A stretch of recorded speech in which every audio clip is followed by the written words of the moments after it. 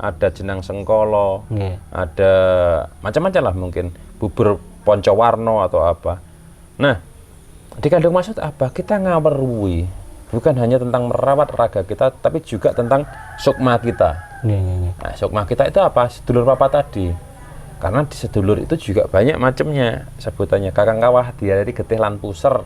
Ada sedulur kang lahir bareng sedina, ora lahir bareng sedina, sing kerumatan, sing ora kerumatan, sing kumpul tan pisah karo jabang bayi ni ae dhewe, sing jangkung rina lan wengi, sing ngreksa jabang bayi ini. Nah, ketika kita menghormati, ketika kita belum sama zat atau sifatnya, itu masih bergandengan di sisinya atau apalah namanya, di sampingnya. Nah, di Hindu adalah manunggal, kembali ke asal, ibarat tetes embun ini kembali ke samudra, wis manunggal kembali.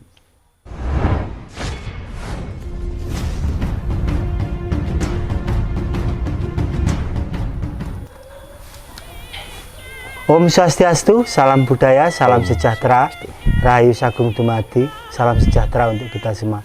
Oke sahabat YouTube, sahabat subscriber semua, kali ini saya ngobrol-ngobrol santai dengan Kang Agus Dalang. Beliau adalah sosok praktisi spiritual. Juga seorang anggota polisi aktif ya, yang berdinas di Polsek Mojo. Nah, ini beliau Kang Agus Dalang.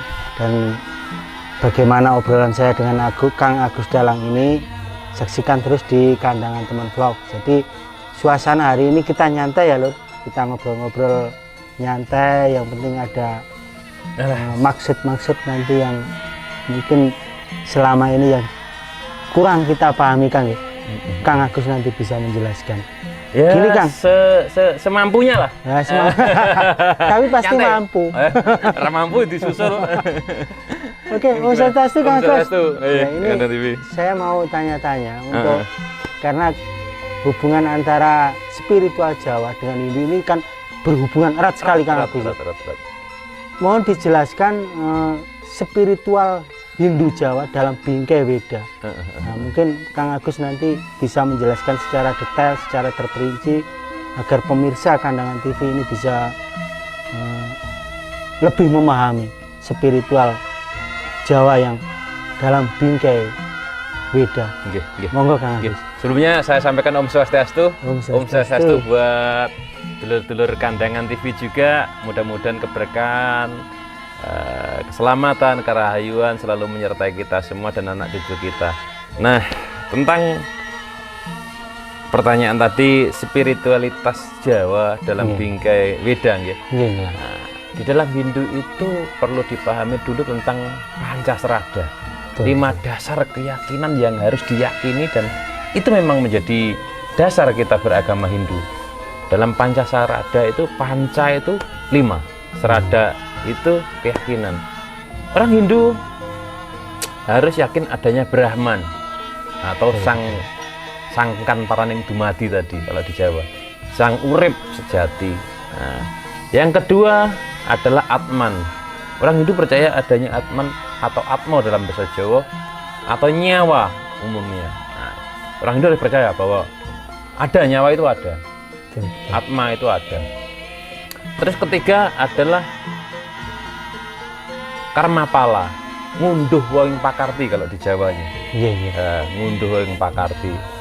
Tabur tuai tadi, hukum tabur tuai. Kalau di jagat cilik ini hukum Karmapala, kalau di jagat gede hukum merta. Mungkin itu. Yang keempat adalah Punarbawa. Kalau di dalam Jawa disebut nitis. Nah, penitisan, reinkarnasi Indonesianya. Jadi tumimba lahir bahasa umumnya. Jadi terlahir kembali. Yang kelima adalah moksa, manunggal kembali. Manunggal ini adalah 2 zat atau sifat yang sama. Ini yang perlu dipahami di Hindu dan di Jawa khususnya. Mungkin Bali juga demikian. Manunggal itu bersatu. Yang namanya bersatu itu adalah 2 zat atau sifat yang sama.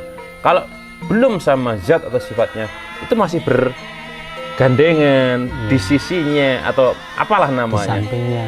Di sampingnya. Nah, di Hindu adalah manunggal, kembali ke asal. Ibarat tetes embun ini kembali ke samudra, wis manunggal kembali. Atma ini kembali kepada Brahman, manunggal kembali ke asal. Nah, ini yang membedakan antara paham yang di luar Hindu dengan Hindu dan Jawa pada umumnya.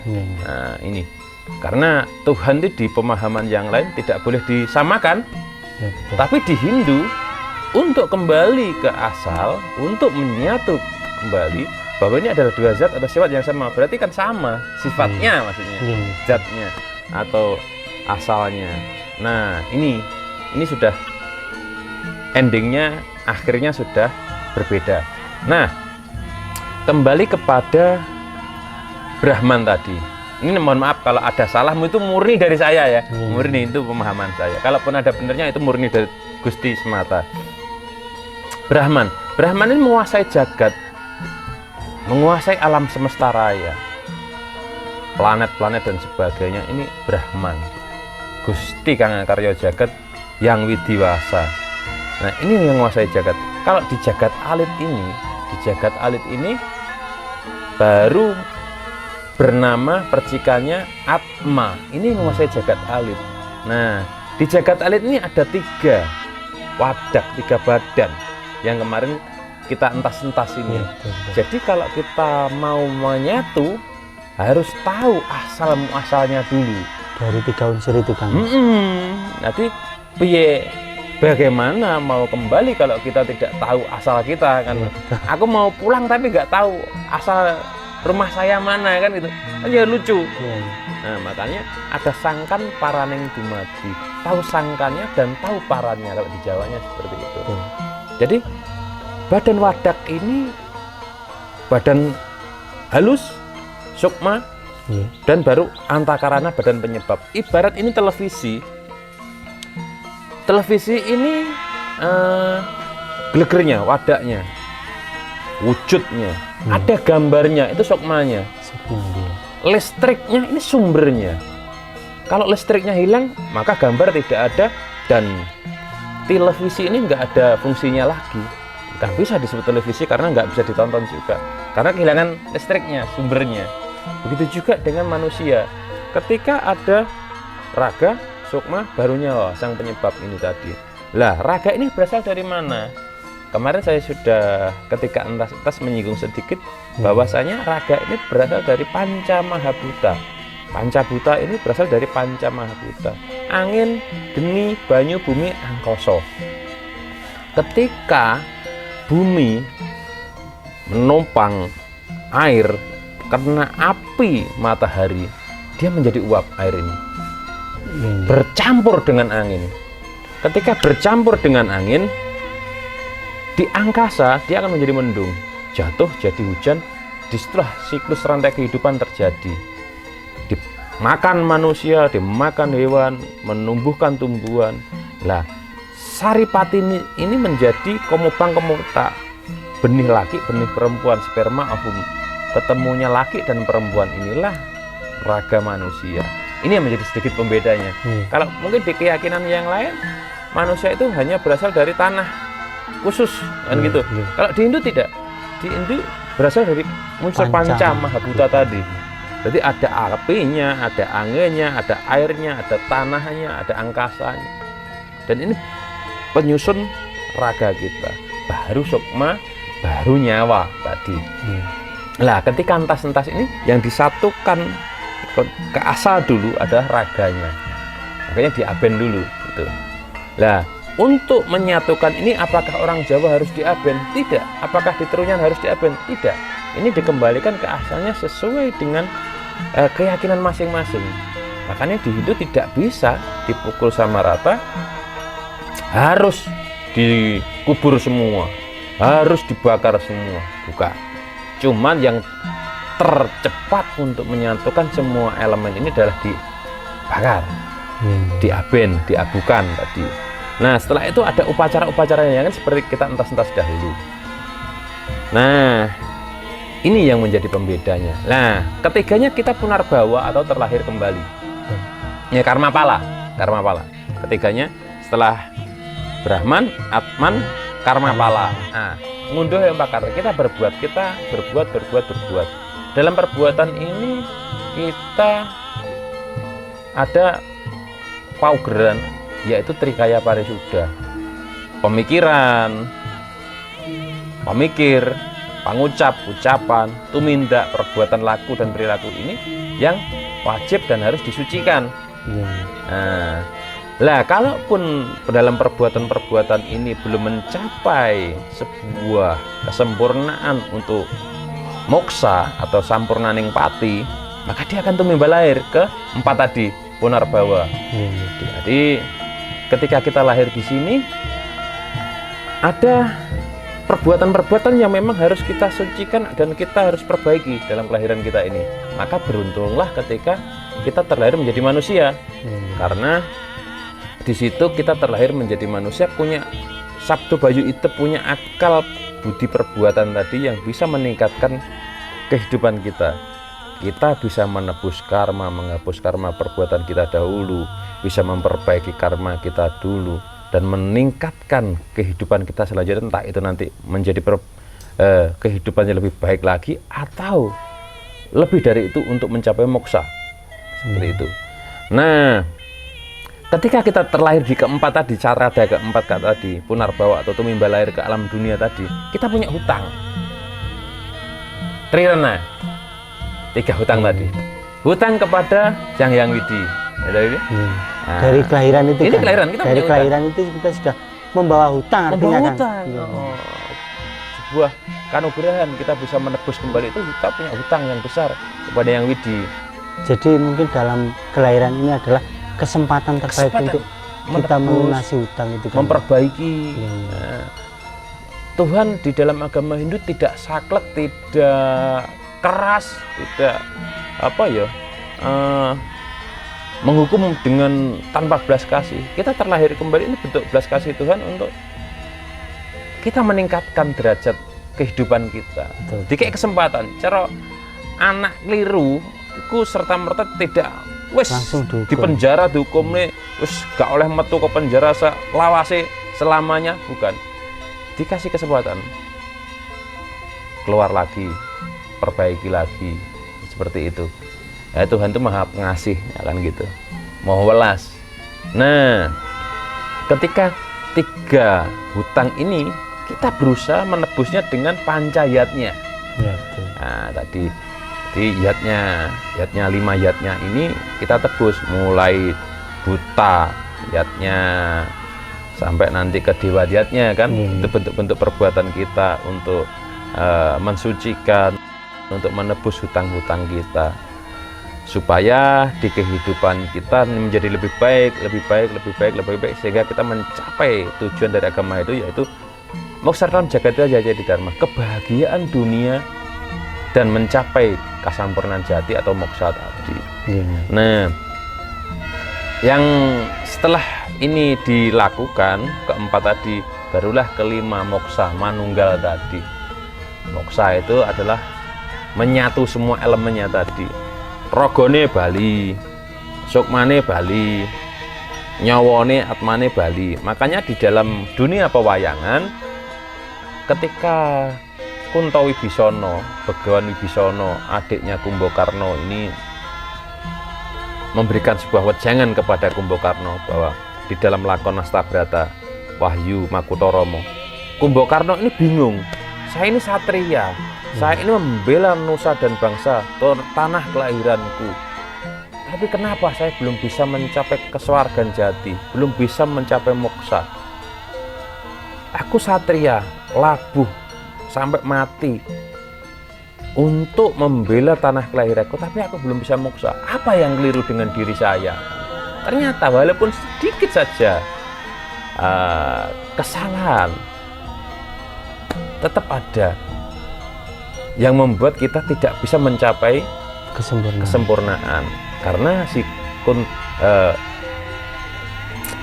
ini Raden Kumbakarna masih belum terima yang dibela beliau ini negaranya, ternyata saudaranya ini yang Dasamuka ini yang angkara murka, belum terima. Ketidakterimaannya inilah yang menyebabkan masih menggandel, tidak bisa membuat dia lepas meninggalkan dunia. Maka Sang Begawan Kuntowibisono ini menyarankan nunut mukti nunut mukso liwat bareng kae Werkudara. Nah, gitu. Pun demikian Kuntowibisono tahu bahwa Sampurnane Pati ini jalannya seperti ini harus dikembalikan. Maka ketika waktunya Sang Begawan Kuntowibisono ini ngerajut raganya sendiri. Dia ngelebur sak jiwalan ragane, sukmanya dikeluarkan. Di dalam dunia pewayangan digambarkan menjadi buto cakil, buto galiyo, buto terong dan sebagainya. 4 perkara ini keluar dari tubuhnya untuk bersama-sama mencari sempurna agar bisa kembali kepada yang widiwasa seperti itu. Beda lagi dengan Anoman. Anoman sampai sekarang kok belum bisa mati-mati, kenapa? Kan itu. Mulai zaman Ramayana sampai zaman Pandawa ini kok belum mati-mati. Dia sudah bosan hidup melihat situasi alam seperti pengen cepat, tapi memang belum waktunya. Maka dikasih tahu dharmane urip itu seperti ini. Akhirnya dia menyadari, sehingga yen tiba waktune nanti dia akan kembali ke Yang Widi, sudah tahu jalannya. Di sini ada proses-proses seperti itu. Makanya di dalam dunia pewayangan sendiri ada makna yang tersirat dan tersurat di situ. Satu mati tapi belum bisa kembali ke Yang Widi, satu sudah tahu jalannya sehingga dia bisa kembali dengan dirinya sendiri tanpa bantuan orang lain, ngelebur para mamoksa tadi. Ada yang pengen mati tapi belum bisa mati-mati. Nah, ini 2-3 hal yang berbeda. Nah, tuh. Makanya di dalam kita Punarbawa ini, kita terlahir kembali ini banyak lelakon-lelakon, banyak lelaku-lelaku, banyak perilaku-perilaku yang diajarkan oleh leluhur Hindu, leluhur Jawa dulu dalam baik sesaji maupun mantra. Contoh sesaji, ketika ada jenang sengkolo, bubur merah, bubur putih, putih ditumpangi merah, merah tumpangi putih seperti yang saya ceritakan dulu. Itu adalah simbol-simbol bahwasanya Rewono, Kawerwono, tahulah bahwa kamu itu berasal dari merah dan putih. Kemobang, kemopetak, bapak, ibu, Purusa Pradana, Ibu Pertiwi, Bopo Angkoso, Lingga Yoni, Siwa, Parwati, seperti itu. Nah, kalau ketika Parwati dikemuli sama Siwa, merah dikemuli sama putih, jenang abang ditumpangi putih, itu kita ngurus jagat saisini, alam raya. Tapi ketika Siwa dikemuli, diselimuti oleh Parwati, putih ditumpangi merah, berarti angkasa dikemuli bumi, ini terjadi jagat cilik. Nah, kita ngawur jagat. Sebentar kan. Ini kan untuk tradisi, untuk saya pribadi ya khususnya di Jawa. Ini kan masih di hari-hari tertentu, misalkan hari kelahiran. Itu kita masih memakai itu kan, jenang sengkolo. Jenang merah sama jenang putih. Nah, itu mau dikupas lebih dalam Kang, karena selama ini saya pada umumnya kita itu hanya menjalankan tradisi saja, tapi untuk makna yang sebenarnya itu opo sih. Pokoknya tiap tirone ya digene jenang sengkolo karo kembang telon, diaturne nang dulure nang sing ngomong, itu mau dikupas Kang, karena saya yakin bahwa sedulur-dulur dari Kandangan TV ini mungkin memerlukan pemahaman ini Kang. Ini sak ngerti saya loh. Iya. Ini mau ada dikupas. tradisi oton-oton bayutan atau ini ngampir netiron kalau di Jawa. Tiron itu. Ngampir netiron. Ini kita mengetahui bahwasanya ada setiap desa berbeda-beda ya. Ada yang setiap ngampir netiron ada kembang telon, ada jenang sengkolo, ada macam-macam lah, mungkin bubur poncowarno atau apa. Nah, dikandung maksud apa? Kita ngawerui bukan hanya tentang merawat raga kita, tapi juga tentang sukma kita. Nah, sukma kita itu apa? Sedulur papa tadi. Karena di sedulur itu juga banyak macamnya sebutannya. Kakang kawah biari getih lan puser. Ada sedulur kang lahir bareng sedulurno, ora lahir bareng sedulurno, sing kerumatan, sing ora kerumatan, sing kumpul tan pisah karo jabang bayi. nih ae dhewe sing jangkung rino lan wengi, sing ngreksa jabang bayi ini. Nah, ketika kita menghormati, ketika kita rukun dengan saudara kita, akan terjadi keharmoni antara jagat cilik ini, antara raga, sukma sama nyawa ini. Secara TV-nya di refresh lah, gitu, diperbarui lagi, direstart malah. Direstart meneh. Nah, jadi tidak hanya saudara ini tentang sengsara kita ajak minta, ayo ewang-ewang aku, tapi ketika dalam hal senang, ketika dalam hal apapun, ini juga diajak. Begitu juga dengan jatnya sesa. Ketika kita makan, di dalam Bhagavad Gita juga disebutkan sok sopo sing mangan tanpa izin kula nuwun padha karo maling nyolong.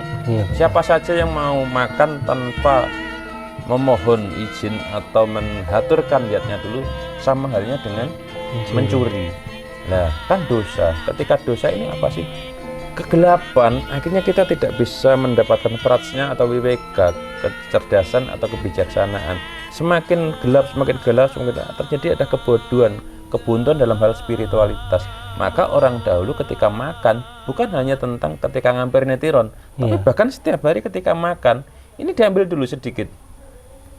Ayo sedulurku kabeh, kalau Jawanya seperti itu. Matur suwun, wis ini nemani aku. Ayo makan bareng-bareng. Baru ngambil. Oh, Manugraha Mertadi. Ya. Mudah-mudahan ini menjadi amerta sanjiwani, menjadi amerta kehidupan bagi diriku. Baru makan. Nah, kalau kita memberikan sesuatu yang baik, positif terus ke dalam tubuh kita, maka kebijaksanaan ini akan terus terbuka. Tapi kalau kita menutup dengan hal-hal yang mencuri terus, ini akan terjadi kegelapan dalam hal pemikiran. Itu bagi orang-orang zaman dahulu pasti ingat itu.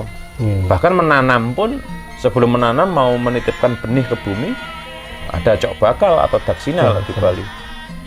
Amit-amit pada Ibu Pertiwi, aku nitip benih, mudah-mudahan yang tak titipkan di kulitmu ini bisa tumbuh subur, dijauhkan dari hama dan sebagainya. Kan doa pengharapan yang baik-baik. Tapi amit-amitnya ini yang disebut Jawa, yang disebut Jawi, yang disebut ngerti. Apakah orang Kalimantan, orang Bali ketika melakukan seperti ini bisa disebut Jawa? Bisa. Karena ngerti, benih. Karena kata-kata Jawa tadi artinya adalah ngerti. Nah, makanya kadang banyak orang bilang Jawa gak Jawani, karena tidak ngerti lagi kan. Orang-orang dulu pilih tanding, nanam aja dihitung, boyong aja bersyukur, sampai setelah masak aja bersyukur. Yang nunggu rumah, yang buat api, yang buat sumur, semua dikasih syukur. Tetap ingat syukur. Mau makan ya bersyukur, ngajak sedulur. Apa yang masuk di dalam tubuhnya adalah saripati-saripati kehidupan semua. Ini yang menjadi luar biasa. Bukan kayak sekarang. Saya juga masih banyak perlu belajar. Saya lihat juga gitu. Banyak sekali ketika makan, sedeng. Apa meneh lawe akeh. Gitu. Orang dulu enggak kan, itu pertanyaan saya ulang lagi kan. Itu tolong dikupas dulu kan, Mak. Apa ya? Enggak apa-apa, kita nyantai kok. Itu dikupas dulu kan, makna dari jenang putih, jenang abang itu loh kan. Ini. Terus jenang yang itu kan ada jenang merah, jenang putih, terus ada lagi jenang merah dikasih putih, jenang putih dikasih merah, terus di situ ada kembang telon, juga ada mancawarna ya, ada mancawarna juga gitu yang. Jadi gini, sedulur tadi kembali ke jenang sengkolo. Jenang sengkolo tadi adalah kita ngawerui asal kita ngawurui alam semesta, kita ngawurui jagat cilik kita. Merah dan putih adalah leluhur Gusti Katon kita ngawurui Gusti Pangeran kita, yaitu orang tua kita yang ngukir jiwa dan raga kita. Semua dikawurui. Nah, kemudian lebih spesifik lagi, ketika ada bubur pancawarna, putih sendiri, terus kemudian merah sendiri, kuning sendiri, hitam sendiri, jenang tua, jenang katul tadi sendiri. Oh, ada jenang katul juga? Ada jenang katul di tengah biasanya. Nah, jadi jenang katul itu di atasnya dikasih sisiran apa ini, gula, nah, gitu. Nah, ini untuk sedulur papa tadi. Kawah itu di timur putih warnanya, getih itu merah warnanya, di selatan tempatnya. Ari-ari itu di barat, kuning warnanya. Puser hitam warnanya ada di utara. Terus tengah ini jenang tua, pancer ini di tengah-tengah tadi. Maka ini akan ada kaitannya lagi nanti ketika putih itu legi, uripnya 5. Terus di selatan merah, 9 warnanya. Berarti ini kalau dikupas sangat panjang kan ya? Jadi nanti ada Dewata Nawasangga juga termasuk ke situ. Itu ya? Makanya banyak berasal dari ini semua nanti larinya juga ke Kalacakra, larinya ke Raja Kalacakra, Wajangan Kalacakra, sampai terakhir nanti Pujo Surusapen untuk pengeruatan. Itu ilmu pedalangan biasanya untuk ngeruat kala. Itu ya. Jadi siapa yang berhak, siapa yang menang untuk menguncarkan pangruatan ruat kala? Kala itu artinya waktu. Siapa yang bisa mengalahkan kala? Enggak ada, dewa pun enggak akan bisa mengalahkan kala, kecuali yang menciptakan kala sendiri. Betara Kala siapa? Betara Guru. Siapa yang bisa menjadi Betara Guru? Yaitu Brahmana Dwijati yang ketika ngagem Siwa Pakaran, yang ngawak Siwa tadi, ini dia akan membuat sebuah tirta. Beliau akan membuat sebuah tirta untuk kala Allah jadi kala hayu. Waktu sing gitu ya. Jelek menjadi bagus. Ini ketika sudah menjadi Siwa. Nah, di dalam Jawa pangruatan ini siapa yang menjadi Betara Guru Dalang sejati Dalang Kondobuwono? Ya sang dalang tadi yang sudah memegang sastra-sastranya ini tadi. Jadi kalau orang Suker, Sial dan sebagainya, ini kemungkinan tidak sinkron antara saudaranya atau kelahirannya di waktu yang tidak pas. Nah, maka ketika diruat ini dengan harapan kala-kala sing ala dadi kala sing ayu. Makanya ada salah satu doanya, ana kala saka wetan titiane macan putih tinolak bali mangetan kena sabdane Sang Hyang Iswara, ana kala saka kidul titiane macan abang tinolak bali mangidul kena sabdane Sang Hyang Brahma, ana kala saka kulon titiane macan kuning tinolak bali mangidul ngulon kena sabdane Sang Hyang Mahadewa, ana kala saka lor titiane macan ireng tinolak bali mangalor kena sabdane Sang Hyang Wisnu, ana kala saka dhuwur titiane Widyakara tinolak bali mandur kena sabdane Sang Hyang Bagaskara, ana kala saka ngisor titiane macan blorok tinolak bali mangesor kena sabdane Sang Hyang Antaboga, kala-kala lunga kala-kala sirna moseleng marga ayu wis amukti mantuk mring kahayang dan seterusnya. Itu kan dalang sapa? Enggak, itu dulu orang-orang Jawa kan seperti itu. Ini sebuah bentuk pengharapan. Ketika tirta ini nanti dipakai oleh orang-orang ini, yang kena tirta ini mendapatkan sebuah karahayuan. Nah, siapa yang bisa memohon atau wenang memohon membuat tirta seperti ini dan sebagainya, yaitu tadi yang memerankan sebagai Betara Guru atau Siwa tadi. Kalau di dalam dunia pewayangan yang memerankan sebagai Betara Guru siapa? Sang Dalang Kondobuwono, yang dalang sudah diberikan kewenangan untuk ngeruat. Tidak semua dalang diberikan kewenangan untuk ngeruat. Makanya itu yang saya pernah lihat, Kang. Itu kok ada di Jawa ini khususnya, Kang. Ada kono sih, apa-apa. Kono. Ini masih syuting. Nah, nggak apa-apa. Kono, Mbak Mama. Nyantai, Kang. Nggak, nyantai. Itu yang saya dengar, Kang. Itu kalau kok gini, kalau ada dalang ruat, berarti memang dalang ruat itu di kasanah pedalangan itu memang dikhususkan, ya, Kang? Iya, bisa. Dia punya selain menjadi dalang biasa, beliau sudah punya kewenangan untuk melakukan hal mengucapkan mantra yang agak wadi tadi, agak yang winadi, ada yang sangat rahasia tadi. Makanya ada beberapa mantra yang memang nggak bisa diucapkan ketika dilakukan pewayangan ini tadi. cuma batin, cuma meneng, bahasa ibu, menep. Ini mantra yang khusus, nggak boleh diperdengarkan ke umum. Makanya Kang, itu pernah saya dengar di cerita-cerita di kampung saya dulu Kang. Itu ketika dalang ruat itu bukan keturunan dalang, iya, bukan keturunan atau belum mempunyai kewenangan untuk meruat. Ini berimbas kurang baik untuk sang dalang sendiri juga sang yang punya hajat. Itu pernah terjadi di kampung saya. Jadi seperti ujub-ujub, kalau belum bubah atau nggak boleh ngujup nih.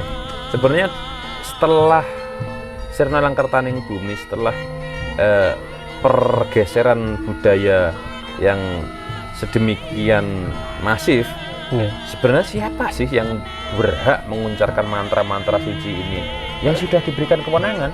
Di dalam Hindu siapa? Ya mangku. Boleh mengucapkan ngujup ini atau sudah boleh. Walaupun masih muda, kalau dia sudah diberikan kewenangan untuk ngujup atau mengucapkan mimpin doa dan punya, ya boleh. Karena sudah mempunyai karena kepemangkuan tadi adalah orang-orang yang sudah disucikan dan wenang untuk mengucapkan mantra-mantra suci dalam kapasitas-kapasitas tertentu. Begitu juga dengan dalang. Dalang ini sudah diberikan kewenangan untuk mengucapkan mantra-mantra suci dalam dunia pewayangan. Jadi sudah ada mantra-mantra yang memang diwenangkan untuk diucapkan, termasuk memohon pangruatan tadi, ngeruat tadi. Karena dalam prasyarat ngeruat itu ada bebanten-bebanten yang memang agak unik gitu loh, enggak lumrahnya Banten. Di situ ada kelarasnya, ada dari setra kuburan, air dari sungai yang membelah pekarangan dan sebagainya, banyak unik-unik. Ada yang dari perempatan, ada yang dari macam-macam gitu. Koroe Kang Agus gitu. Luar biasa. Ya itu kasanah budaya kita.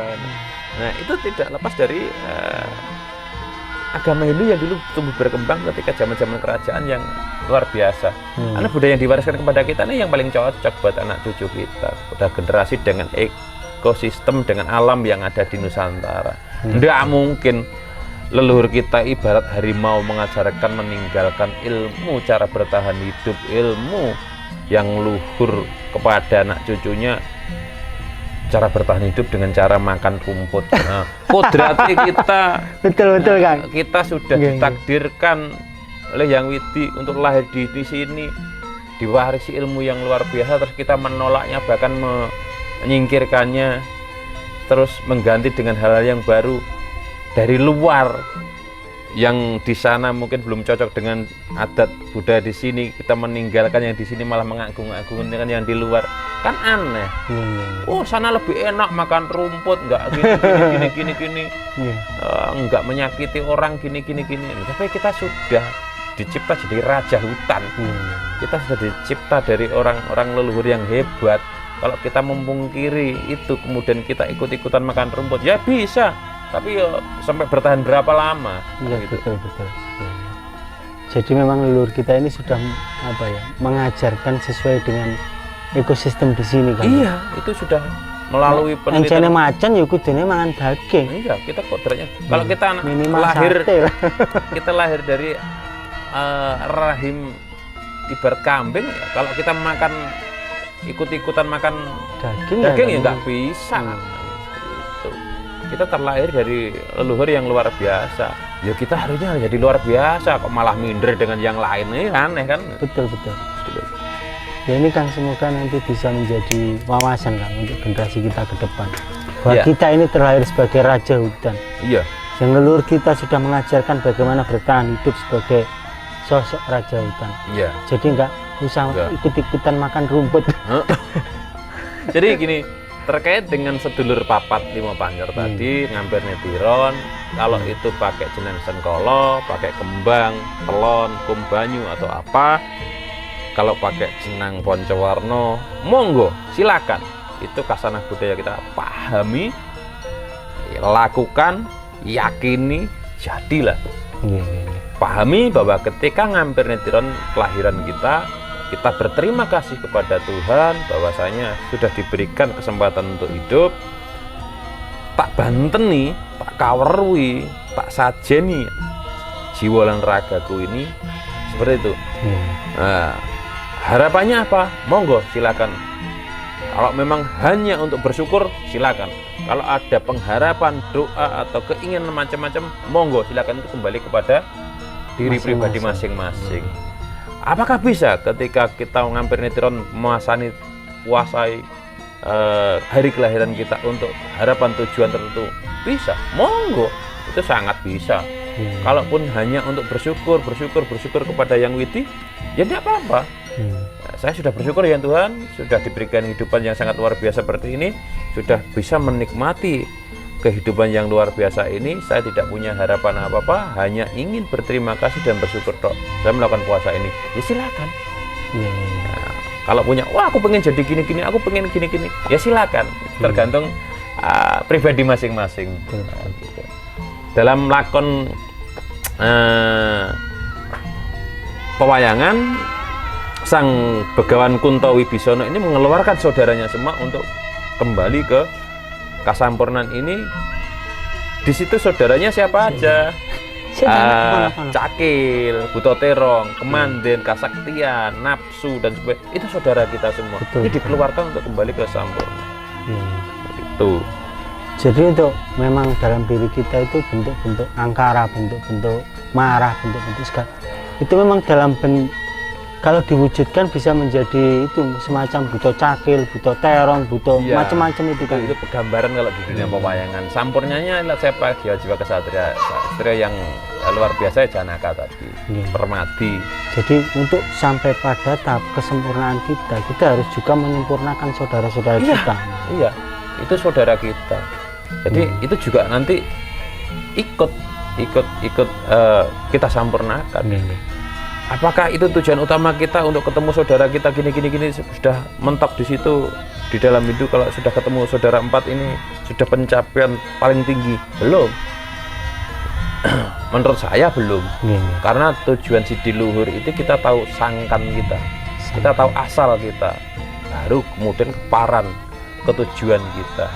Dan mengenal saudara kita ini adalah bagian dari sangkan kita. Kita mengenal raga kita, itu bagian dari sangkan kita. Kita tahu asal kita, raga ini dari mana. Kita tahu saudara kita itu dari mana.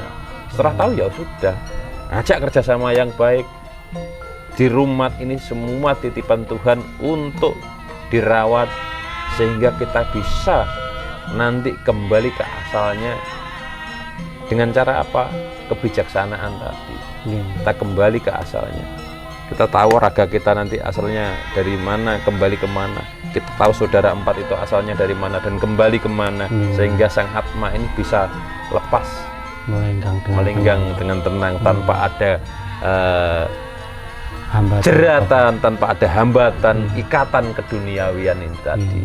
Ikatan keduniawian saudara inilah yang paling berat. Karena wah, bojone sehayu. Wah, anaknya bagaimana nanti? Wah, ini hutangku belum tak sor. Ini ikatan keduniawian semua, saudara semua. Berarti itu adalah bagian dari sangkan kita kan. Sangkan kita. Jadi mungkin kalau lebih saya pahami bahwa kelima unsur yang ada dalam diri kita ini bisa berwujud. Bisa. Itu tadi ya, termasuk buta-buta dan semua itu harus disempurnakan nanti itu sempurnakan bareng untuk mencapai dari unsur pancama buta tanah, api, angin itu juga dikembalikan kepada baru kita menuju paran tadi kan. Jadi panca tanmatra, panca budendriya dan semuanya dikembalikan semua ke asalnya. Panca mahabuta dikembalikan ke asalnya semua, sehingga Sang Atma ini kembali kepada kesucian lagi, kembali ke asal. Ibarat embun setetes, embun ini kembali ke samudra lautan yang luas. Situ. Nah, ini yang menjadi perbedaan antara dengan keyakinan-keyakinan yang lain. Di Jawa masih mengugemi, di Jawa masih kuat adanya titisan, adanya ngunduh wang pakarti, mokso, itu masih kuat. Nah, di pemahaman lain bukannya membandingkan, Ini tidak ada, karena setelah meninggal ini akan menunggu hari-hari nanti di mana akan dihitung amalnya, perbuatannya pada akhir dunia atau kiamat. Tapi di dalam Hindu ini terus berproses. Ketika kamu keliru, ketika kamu benar, kalau belum mencapai pada titikmu, kamu akan bisa memperbaiki terus seperti itu. Kecuali sudah lepas bisa manunggal. Betul. Ya, memang sulit, tapi memang itu tujuan kita. Ya, betul. Nanti masih lagi kapan-kapan kita sambung tentang sampurnane pati itu bagaimana. Iya, betul.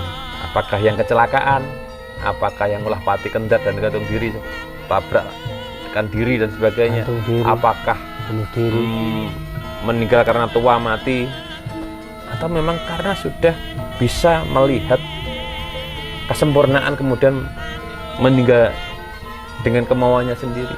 Ini perlu dibedah kapan-kapan. Oke. Jadi ini sebuah bincang-bincang nyantai ya Lur. Nyantai. Tapi mungkin di dalam obrolan kita ini bisa memberikan wawasan baru untuk saudara-saudara semua yang mungkin perlu memahami bahwa untuk mencapai sangkan paraning dumadi itu kita harus memahami sangkan dulu, memahami asal muasal kita, mengembalikan asal apapun yang menjadi bawaan kita kan untuk dikembalikan ke asal masing-masing dari panca mahabhuta, dari panca tatma mantra, dari panca budindriya. Ini harus dikembalikan semuanya. Nah, ini yang harus dipahami. Jadi untuk menuju paran atau paraning dumadi itu harus semua unsur yang meliputi jasad kita ini harus dikembalikan asal, tanpa ada ikatan keduniawian lagi, sehingga kita tidak terjerat lagi, kita tidak terhambat lagi perjalanan kita untuk sampai pada yang di atas gitu kan. Makanya kalau sudah memahami sangkannya, nanti sedikit demi sedikit yang namanya susuk emas atau apalah itu kodam atau apa perewangan atau apa bantuan dari dimensi lain, makhluk lain untuk membantu kita. Nanti ini apa ya, kalaupun bisa mengembalikan monggo, kalau bisa mengembalikan sendiri monggo, tapi kalau nggak bisa ini akan mengikat tambahan. Iya, saudara kita aja mengikat. Apa mana sih? Apalagi dari luar. Ya. Gitu. Termasuk kesaktian itu kan? Itu dari saudara kita bisa. Oh bisa ya. Saudara kita bisa harus dikembalikan juga. Kita mengembalikan nanti juga, dikembalikan ke asalnya lagi juga. Jadi saudara kita itu sudah mumpuni dalam hal kesaktian. Wah, sangat luar biasa kalau pengen sakti aja saudara kita ini. Janganlah, ya nggak apa-apa kalau memang dia nunut mukti, nunut swarga ke kita, ikut mukti, gabung ke kita, bantu kita. Tapi ya harusnya kita punya kuasa untuk bisa mengembalikannya, balik ke asalnya. Nah, mengembalikan saudara kita nanti ini aja masih berat. Gimana ya? Ya perlu perjuangan juga. Yang penting pikiran kita lepas, kita jernih bahwa ini adalah semua titipan, semua ini adalah dari Yang Widi. Kita tidak punya hak, tidak apa, cuma hanya merawat yang baik. Ya, ayo dirawat yang baik. Ketika mengembalikan, ya dikembalikan lagi tanpa ada ikatan-ikatan keduniawian lagi, sehingga kita bisa lepas kemana pikiran kita yang terbaik. Itulah yang kita tuju. Jangan ketika kita seperti itu kita bermikirkan, wah ini belum selesai urusanku dan sebagainya. Ini yang mengikat. Jadi ikatan-ikatan itu memang berangkat dari pikiran kita, pikiran yang kurang bijaksana tadi. Ya, pikiran itu bagaimana bisa bijaksana juga tergantung dari seberapa banyak kita bersyukur dari yatnya sesa tadi. Kita awal dari yatnya sesa yang kecil dulu. Kita sering makan hal yang sifatnya baik, nyurut, apalagi nyurut prasadan atau nyurut sesaji, itu luar biasa energinya, memberikan pencerahan kepada kita. Kalau kita terbiasa makan blang, ini ya terus seperti itu, cuma gelap. Kita akan menumpuk dosa terus. Kalau sedikit demi sedikit ini kita bersihkan, yang masuk dalam tubuh kita adalah saripati kehidupan, yatnya, lungsuran, prasadan seperti itu, ini akan pikiran ini akan otomatis akan jernih dengan jernih. sendirinya. Peratsnya wipeka, kebijaksanaan itu akan timbul, entah itu dari mana. Seperti itu. Oke Kang Dalang, Oke. terima kasih atas Oke. pengetahuannya, bincang-bincangnya. Siap. Semoga akan bermanfaat untuk saudara sedulur semua. Oke, saya juga seperti itu. Kembali lagi, kalau ada salah, mohon maaf, saya juga manusia lumrah, banyak salahnya. Kalaupun ada benarnya, itu murni dari leluhur Betara, dari Yang Widi yang menuntun. Sekali lagi mohon maaf. Rahayu. Rahayu. Rahayu. Om Santi. Om Swastiastu. Om Swastiastu.